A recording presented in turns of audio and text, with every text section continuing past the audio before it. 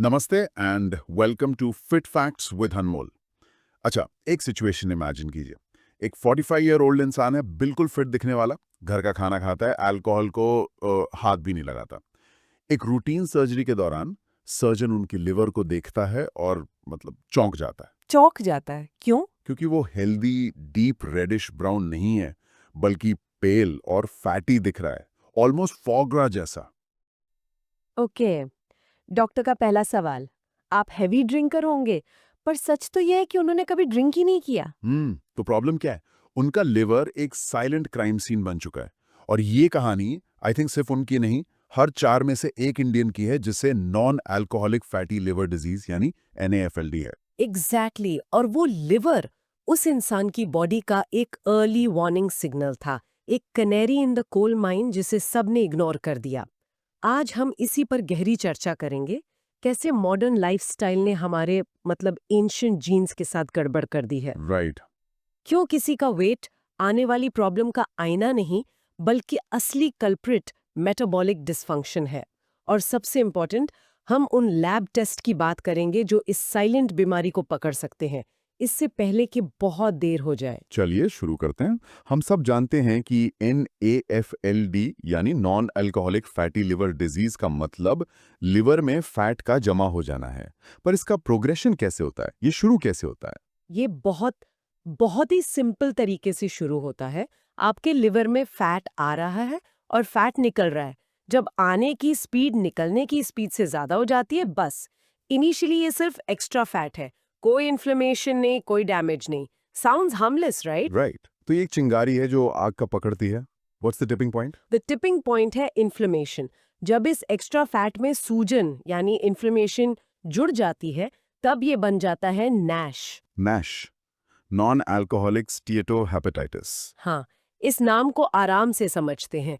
स्टेटो मतलब फैट और हेपेटाइटिस मतलब लिवर के इन्फ्लेमेशन। ओके। तो ये लिवर की सूजन है, लेकिन बिना किसी वायरल इन्फेक्शन के। यहाँ से असली डैमेज शुरू होता है। तो NAFLD ऐसा है जैसे घर में थोड़ा सामान एक्स्ट्रा पड़ा है, अनोइंग है पर आग नहीं लगी। और NASH का मतलब है कि उस सामान ने आग पकड़ ली है। The house is literally on fire. Perfect analogy. नाश में liver is literally on fire. Inflammation शुरू हो चुकी है और अब ऑर्गन को रियल डैमेज हो रहा है। इसी आग से लिवर पर स्कारिंग यानी जख्म के निशान बनने लगते हैं। पर हमने तो हमेशा सुना है कि लिवर एक अमेजिंग ऑर्गन है, ये खुद को रीजनरेट कर लेता है। तो थोड़ी स्कारिंग से परमानेंट डैमेज कैसे हो जाता है? ये एक बहुत बड़ा मिसकंसेप्शन है। यस, एक हेल्दी लिवर रीजनरेट कर सकता है। अगर आप एक हेल्दी लिवर का पार्ट निकाल दें, तो वो वापस ग्रो कर जाएगा। राइट। लेकिन एक स्कार्ड लिवर रीजनरेट नहीं होता। स्कार टिश्यू परमानेंट है। ओ। और अगर ये स्कारिंग बढ़ती रही, तो अगला स्टॉप है सिरोसिस। इस स्टेज पर लिवर इतना स्कार्ड हो जाता है कि वो काम करना बंद कर देता है, ऑर्गन फेल हो जाता है, और फिर ट्रांसप्लांट ही आखिरी ऑप्शन बचता है। और ये कितनी बड़ी प्रॉब्लम बन रही है? स्टैटिस्टिक्स काफी फ्राइटनिंग है। 2001 में नैश सिर्फ 1% लिवर ट्रांसप्लांट्स की वजह था। 1%? हाँ, और 2025 तक इंडिया में ये लिवर ट्रांसप्लांट्स का लीडिंग रीजन बन जाएगा। हम एक स्लो मोशन एपिडेमिक के बीच में है। ये अजीब है, इतनी सीरियस बीमारी पर ये डॉक्टर्स की नज़र से कैसे बच जाती है? अगर किसी के ब्लड टेस्ट नॉर्मल आ रहे हैं, जैसे किसी का ALT level, alanine amino transferase, हाँ, एएलटी, अगर वो 45 IUL आया, जो ज्यादातर लैब्स की नॉर्मल रेंज में है। तो उसे तो लगेगा सब ठीक है। और यहीं पर सबसे बड़ी गलती होती है। नॉर्मल का मतलब हेल्दी नहीं होता। व्हाट? हाँ, ये क्रिटिकल पॉइंट है। लैब की जो नॉर्मल रेंजेस होती हैं, वो असल में एक बीमार पॉपुलेशन की एवरेज पर बेस्ड होती हैं। अच्छा। जैसे जैसे पॉपुलेशन अनहेल्दी हुई, नॉर्मल रेंज का बेंचमार्क भी ऊपर खिसकता गया। हमने गोल पोस्ट ही आगे बढ़ा दिया है। एक मिनट, मतलब एक डॉक्टर किसी के 40 ALT रिपोर्ट को देखकर कह सकता है सब ठीक है, जबकि असल में वो इंसान लिवर डिजीज की तरफ बढ़ रहा है? ये तो एक बहुत बड़े पब्लिक हेल्थ ब्लाइंड स्पॉट जैसा लगता है। एग्जैक्टली ये एक ब्लाइंड स्पॉट है जो बीमार पॉपुलेशन के एवरेज पर बना है। हम नॉर्मल को ऑप्टिमल समझने की गलती कर रहे हैं। For example, American college of gastroenterology कहता है कि पुरुषों में ALT 33 से ऊपर और महिलाओं में 25 से ऊपर है, तो लिवर डिजीज का इवैल्यूएशन होना चाहिए। 33 और 25? हाँ, और कुछ एक्सपर्ट्स तो मानते हैं कि ट्रूली हेल्दी लेवल पुरुषों के लिए 30 से कम और महिलाओं के लिए 19 से कम होना चाहिए। वाओ! तो 45 का एएलटी नॉर्मल रिपोर्ट में आकर भी एक बहुत बड़ा रेड फ्लैग है। बहुत बड़ा। रिपोर्ट्स नॉर्मल रेंज में आ रहे हों, पर वो धीरे-धीरे इस प्रॉब्लम की तरफ बढ़ रहा था। पर लोग इस पर ध्यान नहीं देते क्योंकि उन्हें लगता है कि असली प्रॉब्लम तो वेट है। बिल्कुल। और यही हमारी सोच की सबसे बड़ी गलती है। ओबेसिटी एक सिम्टम है, बीमारी नहीं। असली बीमारी है मेटाबॉलिक डिसफंक्शन। Metabolic dysfunction. हाँ, 1960s में स्टैनफोर्ड के एक एंडोक्रिनोलॉजिस्ट जेरल्ड रावन ने हार्ट अटैक पेशेंट्स में एक अजीब पैटर्न नोटिस किया। क्या पैटर्न? उनमें हाई ग्लूकोज था, high triglycerides, high blood pressure और पेट के आसपास चर्बी यानी बेली फैट। एक minute. High BP, high triglycerides, belly fat, ये तो अलग-अलग प्रॉब्लम्स लगती हैं। इन सबको एक साथ सिंड्रोम एक्स में क्यों रखा गया? What was the common thread? आपने बिल्कुल सही सवाल पूछा। वही एक्स फैक्टर इस कहानी का विलन है। डॉक्टर रेवन ने डिस्कवर किया कि इन सभी प्रॉब्लम्स की जड़ एक ही है, इंसुलिन रेजिस्टेंस। यानी बॉडी के सेल्स इंसुलिन हार्मोन के सिग्नल को आसानी से सुन नहीं पा रहे हैं। इस सिंड्रोम एक्स को अब हम मेटाबॉलिक सिंड्रोम या मेटसिन कहते हैं। तो कोई कैसे चेक कर सकता है कि उसे मेडिसिन है या नहीं? कोई सिंपल चेकलिस्ट है? हाँ, एक सिंपल चेकलिस्ट है। 5 क्राइटेरिया है और अगर कोई 3 भी मीट होते हैं तो आपको मेडिसिन है। Okay, so what's number 1? Blood pressure 130/85 mmg से ज्यादा। ठीक है। ट्राइग्लिसराइड्स यानी ब्लड में जो फैट होता है वो 150 mgdl से ज्यादा। HDL यानी हाई डेंसिटी लिपोप्रोटीन, जिसे गुड कोलेस्ट्रॉल भी कहते हैं, पुरुषों में 40 mgdl से कम और महिलाओं में 50 से कम। एचडीएल कम होना। हाँ, और नंबर 4 वेस्ट सर्कमफरेंस। पेट का घेरा, पुरुषों में 40 इंचेस से ज्यादा और महिलाओं में 35 इंचेस से ज्यादा। Right, belly fat. और पांचवा है फास्टिंग ग्लूकोस, यानी खाली पेट ब्लड शुगर 110 mgdl से ज्यादा। ये अजीब बात है, हम हमेशा हेल्थ को वेट से जोड़ते हैं। अगर ओबेसिटी सिर्फ एक सिम्टम है तो इसका मतलब ये भी हो सकता है कि कोई पतला दिखने वाला इंसान भी अंदर से ओबीस हो। What's fascinating here is absolutely yes.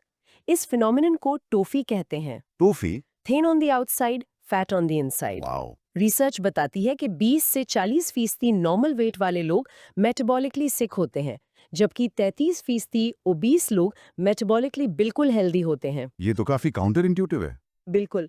एक पतला इंसान जिसके ट्राइग्लिसराइड्स हाई है, एचडीएल लो है और ग्लूकोज बॉर्डरलाइन पर है, उसका डेथ रिस्क एक हेल्दी नॉर्मल वेट वाले इंसान से 3 गुना ज्यादा होता है। ऐसा क्यों है? Why does the body do this? क्योंकि हम सबकी फैट स्टोर करने की कैपेसिटी अलग होती है। किसी के पास एक बड़े बाथटब जितनी पर्सनल फैट कैपेसिटी है और किसी के पास बस एक 5 गैलन बकेट जितनी। अच्छा। स्पेशली इंडियंस में थ्रिफ्टी जीन्स होते हैं जो हमें फैमिन यानी अकाल के टाइम जिंदा रहने के लिए डेवलप हुए थे।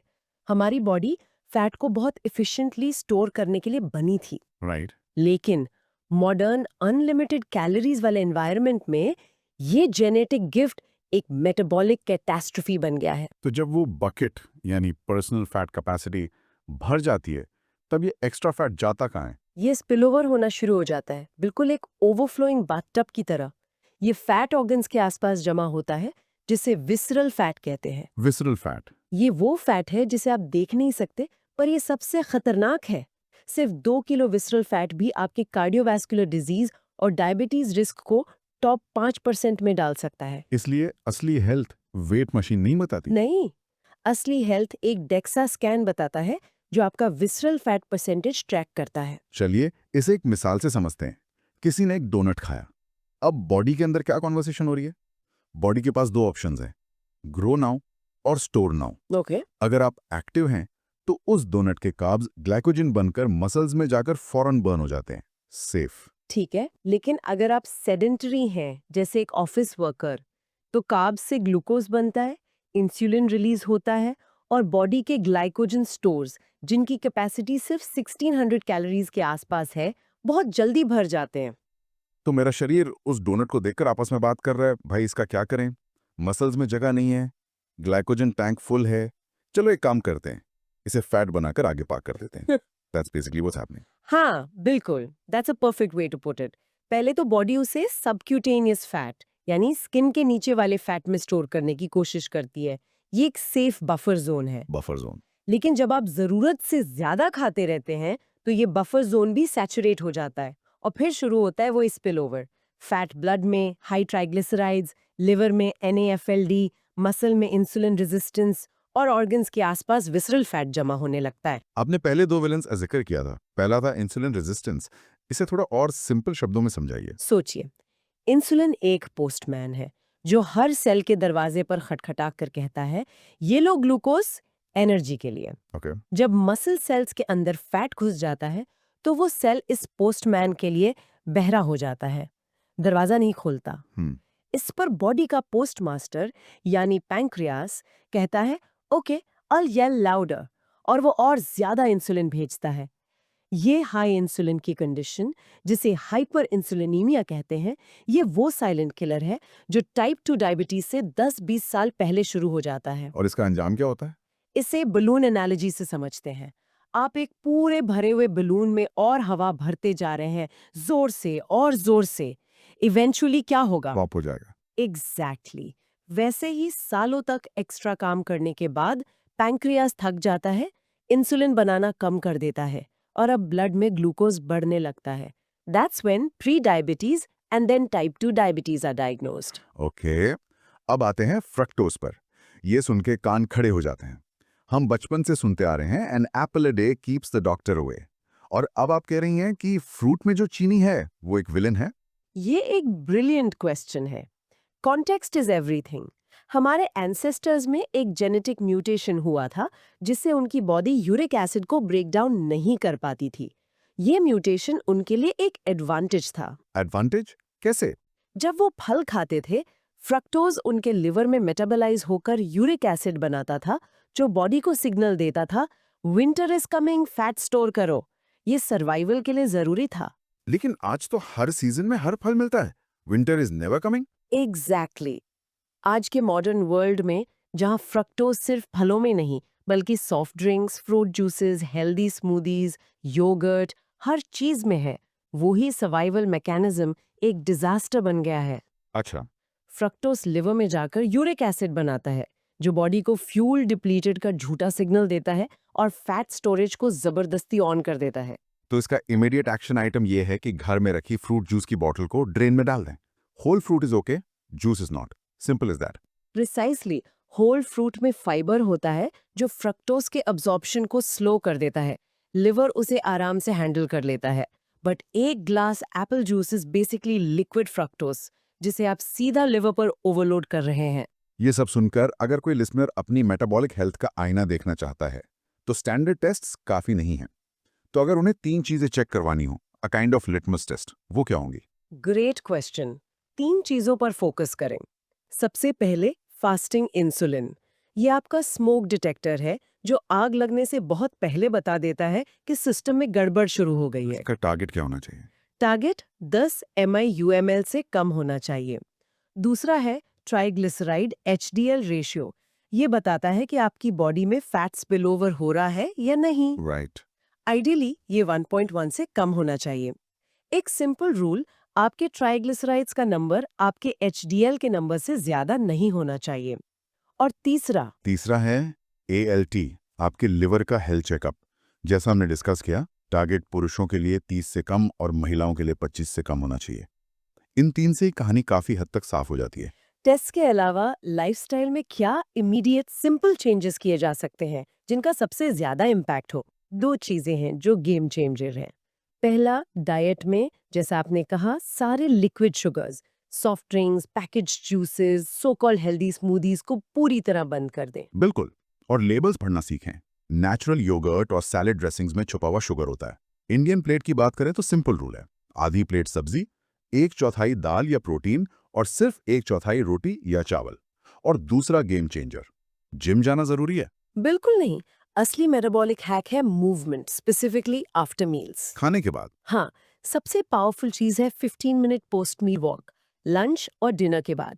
जब आप खाने के बाद वॉक करते हैं तो आपकी मसल्स उस मील से आए ग्लूकोज को सीधा फ्यूल की तरह यूज कर लेती है, बिना बड़े इंसुलिन स्पाइक के। It's like a free pass for glucose. ये तो काफी सिंपल लग रहा है। तो एक आसान सा वीकली प्रोटोकॉल क्या हो सकता है? बहुत सिंपल।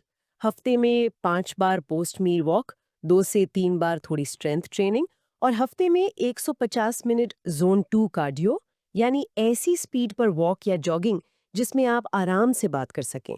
That's it. जिम की जरूरत नहीं है। तो इसका मतलब टाइप 2 डायबिटीज इस ट्रेन का आखिरी स्टॉप है। जब तक डायग्नोसिस होता है, ट्रेन स्टेशन से निकल चुकी होती है। यस, जब डॉक्टर आपको डायग्नोज करता है यानी HbA1c 6.5% से ऊपर जाता है, तब तक डैमेज दसियों साल पुराना हो चुका होता है। वो पेशेंट 10-20 साल से हाई इंसुलिन के साइलेंट फेज में था। वाह। NAFLD ऑलरेडी प्रेजेंट था, ट्राइग्लिसराइड स्काई हाई थे, पर स्टैंडर्ड पैनल्स पर सब नॉर्मल लग रहा था। तो इस पूरी चर्चा से लिसनर के लिए सबसे बड़ा टेकअवे क्या है? द गुड न्यूज ये है कि नेफ्टेल, इंसुलिन रेजिस्टेंस, मेटाबॉलिक सिंड्रोम, ये सब अर्ली स्टेज में पूरी तरह रिवर्सिबल हैं। माना कि मॉडर्न एनवायरनमेंट आपके खिलाफ है, पर कंट्रोल आपके हाथ में है। The power to change is with you. तो आखिरी सोच, हम सब अपने फाइनेंसेस, करियर, रिलेशनशिप्स को प्रोएक्टिवली मैनेज करते हैं।